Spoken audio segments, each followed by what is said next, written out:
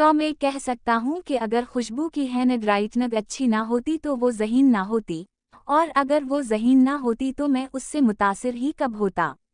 अगर मैं उससे मुतासिर ना होता तो ऐसा हरगिज़ ना होता। वो दिसंबर की सर्द शाम थी। दिन ढलने को बेताब था। मैं सुनसान सड़क पर तन्हा खड़ा था। एटीएम मशीन के कैबिन में कोई रकम निकाल रहा था। जैसे ही दरवाज़ा खोला तो एक बुर्का-पोश खातून और एक 30-35 साल का मर्द बाहर आए। बाहर आते ही खातून ने पुलिस मोबाइल को आता देखकर चीखना शुरू कर दिया।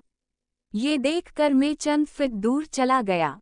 फिर वो शख्स तेजी से गली की तरफ मुड़ा और जाते हुए नोटों की गड्डी एक बंद शॉप के सामने बड़े से गमले में लगे पौधे की शाखों के अंदर डाल गया। पुलिस तेजी से औरत की तरफ आई और कुछ पूछकर वो मोबाइल तेजी से उस भागते शख्स के पीछे हो ली। वो शख्स